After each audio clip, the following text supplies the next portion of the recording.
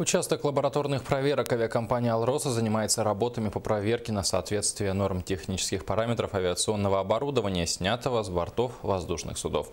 Тамара Бессмертная узнавала, как тестируют механизмы перед тем, как установить обратно на самолет.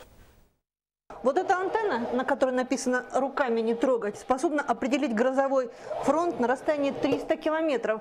Вы представляете, как важно, чтобы она работала исправно?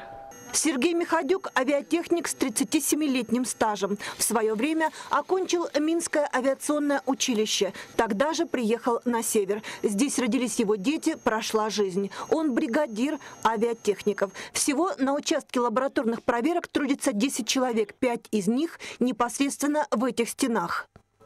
Сюда попадают приборы, снятые с самолетов и вертолетов. Проверки делятся на периодические и внеплановые, основанные на замечаниях экипажа. Лаборатория занимается такими работами, как, работы по проверке практически всех систем самолета.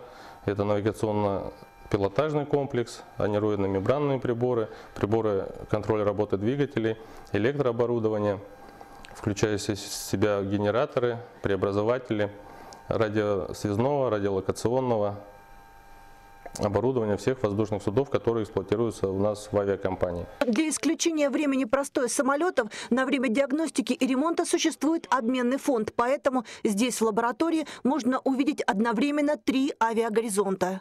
Приборов сотни. На соседнем столе рабочий гироскоп, снятый с самолета Ил-76. После проведения восстановительных работ его вернут на место. Ну вот если взять все приборы с самолета, снять и принести вам сюда, 50% отремонтируете? Думаю, что да. Специалисты у нас хорошие, поэтому ребята свое дело знают, умеют. Среди современных авиационных служб нет маловажных. К тому же все они взаимосвязаны. Безопасность полетов складывается из сотен факторов. Так что авиация – это не только самолеты.